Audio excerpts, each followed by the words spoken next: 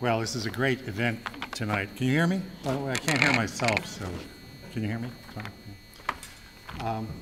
Someone asked me a minute ago if I was bilocating because I'm on the EWTN show, The Papal Posse, which is airing right about now. And no, I taped that this afternoon, so I'm not one of those saints who can bilocate. Let me start by commending Chris and Elizabeth and the whole Institute for Catholic Liberal Education for organizing this event, which, as we know, honors not only a great man, a holy priest, a wise teacher and a scholar, and for me and for my family, a very dear friend as well, James E. Schall, S.J.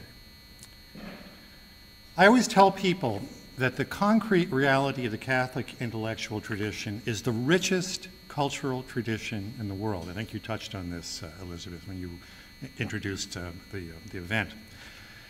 We're born out of Judaism, so we're even longer than the 2,000 years of Christianity. And through that spiritual parentage, we bring to bear the ancient Mediterranean, Egypt, great civilizations of Greece and Rome. And this tradition absorbed, harmonized, and fostered throughout the centuries something that's utterly incomparable. It survived the collapse of empires, the collapse of whole civilizations, the transition from one cultural era to another. And to just put a fine point on it, there is nothing else like it. And I would say that Father James V. Schall, who is one of the great living proponents of that tradition, there is no one else like him, as I'm sure you'll agree. I was never formally his student either, but I've been learning from him ever since we first met when I came here to Washington in the 1980s. And soon after I came here, I reviewed one of his books with the characteristic Schallian title of The Politics of Heaven and Hell. Now, as you can imagine, it contained not just heaven and hell and everything in between, but politics, political philosophy, history, all of which he used brilliantly to show something that is very important for people to remember in this city in particular, that politics isn't everything, that it's important, and we can see the important place that it ought to occupy, but it's limited. And there are many other things that are far more important that go well beyond politics and anything else in this world. I'd like to say, too, in my first encounters with Schall, I was struck, and this note has become stronger and stronger over the years with him, his dedication for all of us to know what is. And not only to know it abstractly and intellectually, but to live according to what is, which I also see it seems to be one of the goals of the schools that are involved with this institute. Now, way back when I wrote that review of The Politics of Heaven and Hell, I told a friend of mine, who's also a writer, that I'd written this review of Schall, and he said to me, be careful about you reviewing books about Schall, because if you start doing that, you'll never do anything else.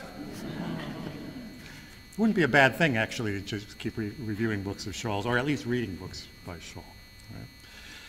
But after his retirement to California, he has always been prolific. The term prolific is actually too weak for somebody like James Schall. But after his retirement to California, and I try to see him every time I'm out on the West Coast, take him out to dinner, and we talk about one thing or another.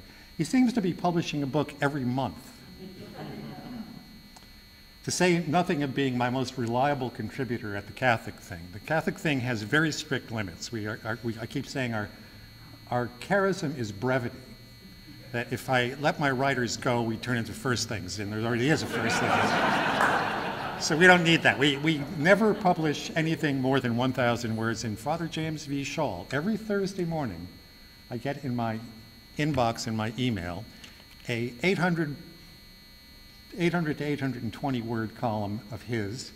He writes every other Tuesday, but every Thursday I'm slotted in there, and it comes in and it's brilliant. And from my point of view, it's especially good because I don't have to edit much of it. I suggested, I was out there I guess, earlier this year, and I came back, and it was during that period when there were all those wildfires out in California, you know.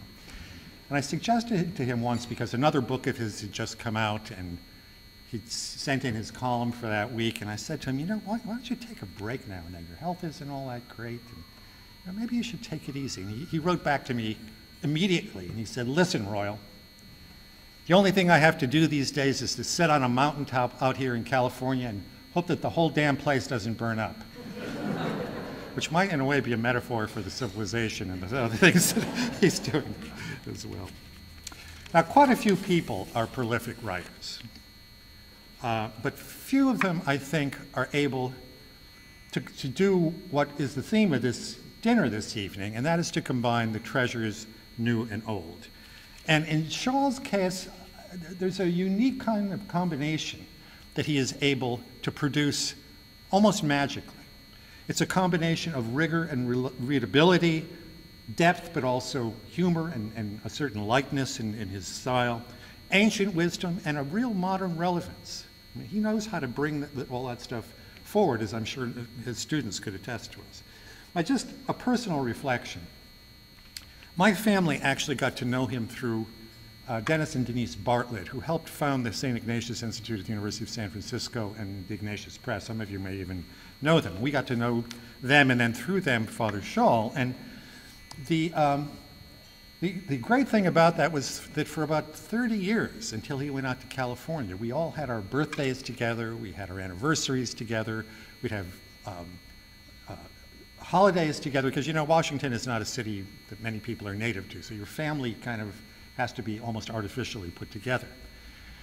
Or we just get together and have dinner and watch football or something. So my children grew up thinking that, you know, we love Father Schall, he's a very nice man, but he's just one of those smart guys that Dad knows, you know, that kind of come to the house now and then. Until they got old enough themselves to begin studying the great books and the classical tradition. And then they finally realized that this guy that they thought was just another priest who happened to be teaching at Georgetown was actually one of the great geniuses. And my daughter Elizabeth, my oldest, who's actually living in Dubai these days with her family, is at this very moment reading On Islam by Father James V. Schall, which came out recently, to help her understand the environment in which she's living out in the Middle East. Now, Father Schall had many students, and I noticed that I know a lot of you, and so I noticed some of you were in the room today. We were informal students in a way, perhaps the way you were, Elizabeth. I would say that we know that it is absolutely essential to have formal instruction. And I'm very encouraged by even just this brief video that we saw tonight, because as we know by events that happen today here in Washington and happen regularly in our civilization, we are really hurting as a civilization for want of the kinds of things that the tradition is able to bring to us. And I'm quite confident that in addition to his formal students, I'm quite confident that lots of us are going to continue for generations to be readers of Father Schall's and to also be students of his. And these people who have been influenced by him and will be influenced by him and were even formed by him are in a variety of different professions: teachers, priests, professors, public figures, etc. So it's my pleasure to give this brief beginning to our talks this evening. I think it's wonderful and only right that this institute has honored Father Schall. And it's also fitting that as part of that honor, we all, in whatever way we're able, support this institute, because there are not lots of initiatives like these. And as we know from the effort that all of us put out in our various circumstances, as Benedict XVI once says, it's going to be creative minorities that are going to have to carry the church forward and ultimately our whole civilization forward, because without the kind of truths and knowledge about what is, our civilization cannot survive. And I want to just salute again a man who, for me, is a living example of what it means to know what is and to live by what is. Thank you.